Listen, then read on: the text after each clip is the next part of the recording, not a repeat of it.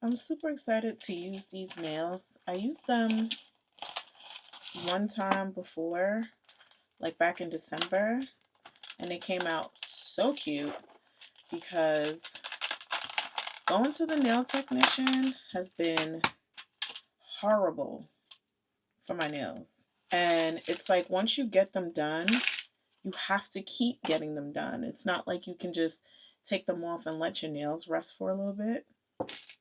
You're pretty much bound to the nails forever. And once you stop doing them, the way that it scrapes off your nail beds, it's almost like I equate it to like skin.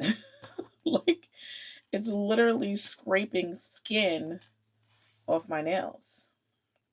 I like these. They're just as good. But let's see. Sometimes I have a hard time keeping them on.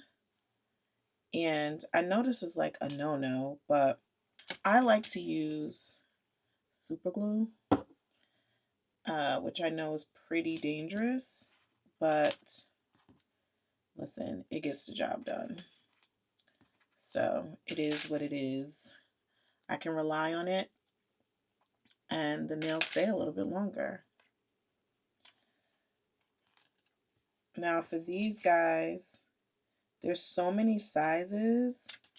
I don't even have to file them down. Sometimes with some of the old ones, you have to file them down.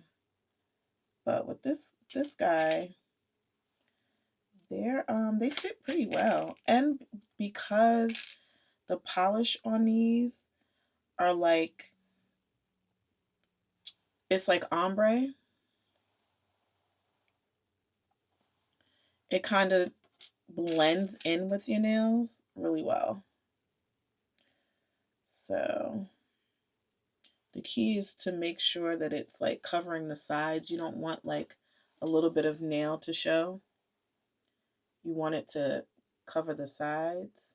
So this one is a little bit too small, so I'm going to try to find one that's a little bit bigger. This one is good because it covers the nail really good. So I'm going to go with this baby. And then, I mean, your nails are pretty consistent from hand to hand. So once you find one that kind of matches, you can stick to it and just find the match for the other hand. So I started creating this game because I'm really into coding. But nowadays with AI, you don't even really have to learn how to code. You can basically tell AI what you want to build and it'll do the coding for you. So that's what I did. The first time I ever coded a game was a year ago for my murder mystery business. I have a website where I create downloadable murder mysteries. It was a lot of fun. So I have like the full narrative game with like 10 to 12 characters that you can just download and sort of play on your own. But I also wanted to get into a game that was a little bit shorter and a lot more fun because maybe you don't want to do the whole full on dinner party, but you want to, maybe you're out to lunch with your girlfriend and you want to kind of just play a game while you guys are snacking on some appetizers or something. And I saw one time I was downtown St. Pete and I was at this little bar and I saw a group of friends like playing a game. And I was like, oh, this is proof of concept. Like people will do this, people will get together and play a game. So I went to AI at the time. Like I said, this was about a year ago. So this is around the time when DeepSeek was like in the mix. So it was between DeepSeek, ChatGPT, and Claude. And I basically kind of used a combination of all three to kind of get the coding done because DeepSeek was cool, but I feel like the coding and the instructions were a little too complex. So I would get the code from DeepSeek, and then if I got error messages, I would maybe bring it into Claude to correct it. So I would alternate between Claude or ChatGPT to correct it. But I quickly found out that I didn't like ChatGPT as much. So early on, around last year, I kind of made a decision. If I'm gonna have to pay for one of these things, it's gonna be Claude. And the way that I describe the difference is Claude is like ChatGPT is like your good girlfriend. Like she's the friend that you're gonna go and have a kiki with. She might not give you the great advice, the best advice, but she's gonna make sure you have a good time. That's how I look at ChatGPT versus Claude. I feel like Claude is the friend that maybe she's a little boring. Maybe she wants to read a book instead of going to happy hour, but she's going to give you the information that you need that's going to be useful for what you got to do.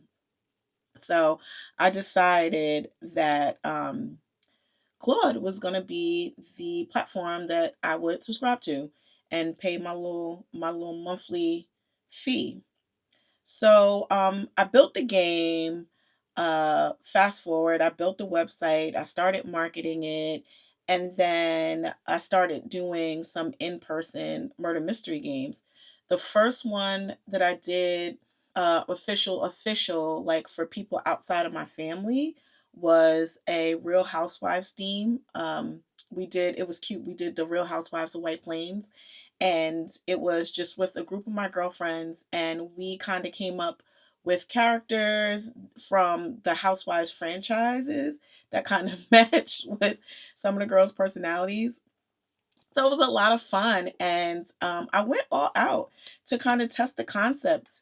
My family owns a studio space in downtown White Plains, so I went all out. I like rented tables and tablecloths and nice dining ware, and we did table settings and floral arrangements, centerpieces, and we dressed real cute, and it was a real good time. Everyone got character cards, and they had prompts to ask questions to each other, and then at the end it kind of got narrowed down to a few suspects.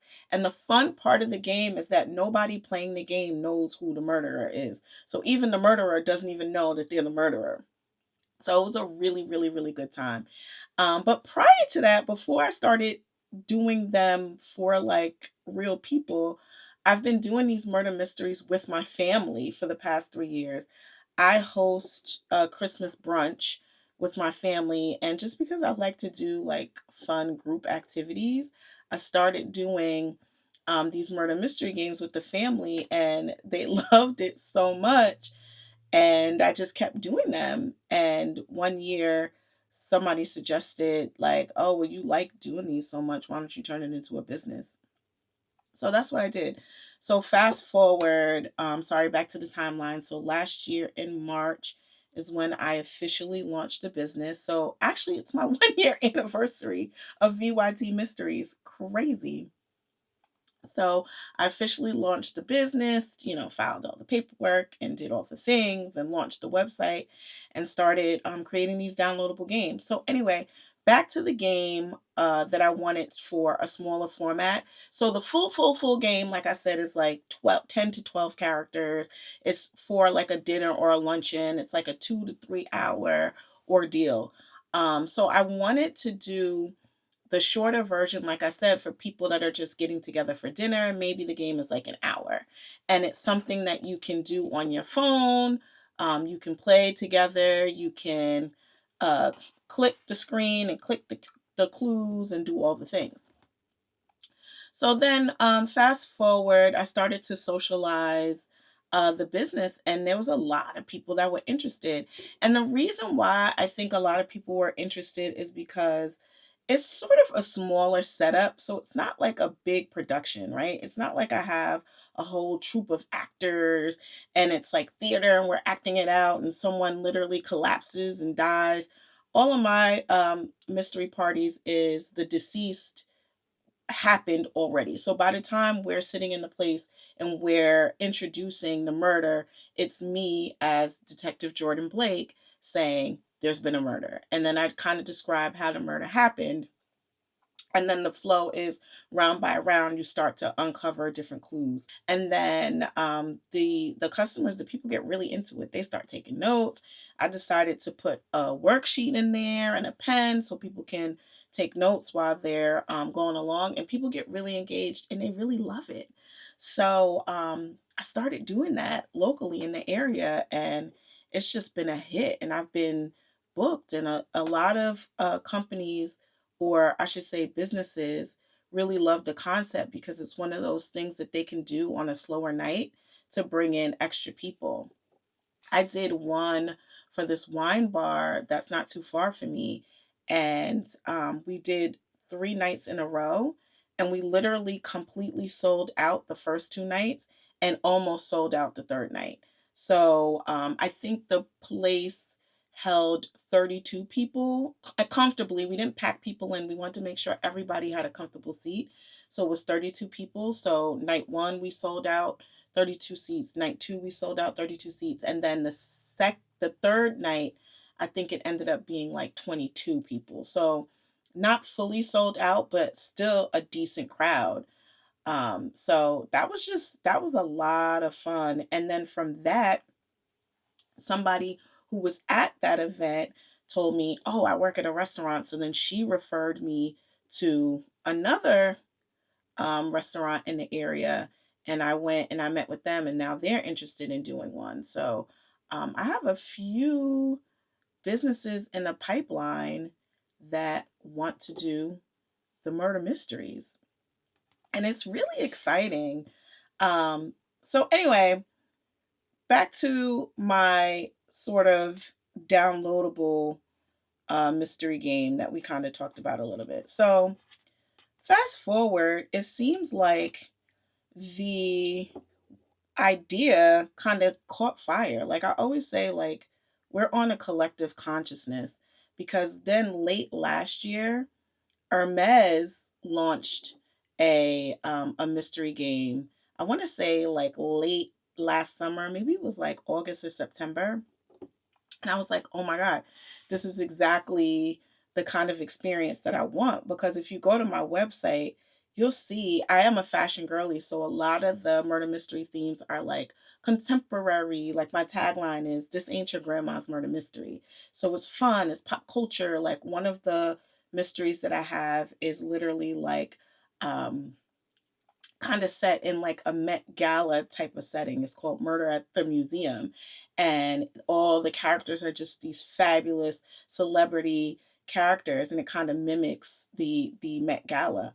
I also have one that's like a football Hall of Fame one. If the guys kind of want to get interested, to have some themes that maybe aren't so feminine. But again, it's not like your typical winery or your typical mob murder mystery. And the whole idea was always to incorporate it with fashion. So when I started to see a lot of fashion brands getting into the murder mystery um, theme, I should say, I was like, wow, we're really on a collective consciousness. Either that or somebody literally stole my idea. But I like to think that we're just on a collective consciousness, and it just was a coincidence that we all kind of jumped on the same wave. Recently, Gucci did a whole mystery game around the latest collection, and it's so cute. I couldn't wait to play it. So I actually played it, and I'll post a video here uh, about I'll post a video here of me playing the game, and it's so cute. I love it. I love it. I love it. But it's basically the same concept that I had for my last course mystery that I created, digital mystery that I created last year. So what I'm going to do, especially because we've gone so much further with technology in just a year, which is like crazy and unbelievable. I'm going to revamp the last course game on my website, which I'm basically going to use the same storyline, but I'm just going to upgrade a few things. Now there's a way that I can enable AI so you can interrogate some of the suspects using AI. I'm going to have it so the room is clickable. Well, the old game was that like you would see the scene and you can click on different things in the page, in the website page, and then you would get little clues. But for this one, I'm really excited because I'm going to add the AI piece to it where you can get AI generated responses to help you figure out who the murderer is. So I'm really excited about it and I can't wait to share with you guys, and you can play it and let me know what you think. But yeah, I'm really into creating the games. It's a lot of fun. Um, I think kind of growing up on video games and computers and watching my brother play video games, um, it's just something that kind of comes natural to me. But I will always be like, oh, why are the video games always about shooting people or, some kind of sports thing? Like, what about the fashion girlies? Like, I want to play a game that's like fashion related. So, man, I don't want to do like a dumb game. Like some of the fashion related games are like kind of dumb and childish, whereas like the football games, you see some of those Xbox football games, Madden and all those different things. And oh, what's the other one, Special Ops? Like that's those games look like a whole movie. So that's the look that I'm trying to go for. Like I want to do like fashion and lifestyle games that look realistic, like what is it, like EA Sports or something like that, you know? Because we like to play games too. So I'm really excited. I really think that what Gucci did was really cool, and they partnered with Gemini AI for the AI enablement. So um, yeah, shout out to them. And I also created, if you saw any of my other videos, I also created like this fashion guesser game, which was really fun. And there's some refinements that I want to make with that game. And I also pitched a denim quiz for a retail company because I'm a retailer. I work for a retailer and I've been working in the retail business for over 2 years. So of course, I'm always going to be like business first. So I'm like, ooh, how can I use this to help drive customers to the website? So I have some prototypes out there for that too. But I'm really excited and I'm going to keep making games. Thank you. These are my nails. I think they look so cute. A lot of people say I should have been a hand model, but I think it's just because my fingers are so skinny. But look how this finger is like cricket. It's so weird. I don't know why my finger does that, but I'm not giving you the middle finger. It's just that my fingers, for whatever reason, that finger is cricket. Um, but I don't know. Maybe that brings personality. If you're out there and you're looking for hand models, I'm looking for gigs. I'm open. I'm open to the hand modeling. But yeah, thank you. So this was the Kiss Bare But Better press on nails. And like I said, I'm not recommending this. I shouldn't even show you this. It comes with the glue. It comes with the glue. So if you're out there, use the glue that it comes with. Don't be like me. Don't use the crazy glue. But for me, these nails, sometimes the glue is not strong enough because I forget that I have the nails on and I start doing rigorous work. But this is the glue that it comes with. And I just know for myself, when I use this glue, they come off quicker. The one bad thing that I will say about using the super glue is that because it really sticks on, if you like break it or bend it back, it really hurts. So just be careful. You know what? Don't use this glue. Don't use this glue. Use the glue that it comes with. But if you are like me and you decide that you need something with a little bit more hold, I won't be mad at you. But yeah, this is the package. It's very simple. Like I said, because it's kind of like an ombre effect. And I'm like, y'all know I'm a simple girly. I like nude nails. I like white. I like gray. I like denim. Every once in a while, I'll do a pop of pink. But I am definitely more of a minimalist in terms of colorway. But then I like to give a little interest, a little pop with some details. You know what I mean? With silhouettes. But for the most part, I'm a minimalist girl. So these are my nails. Thanks for watching, and look out for more content about my game.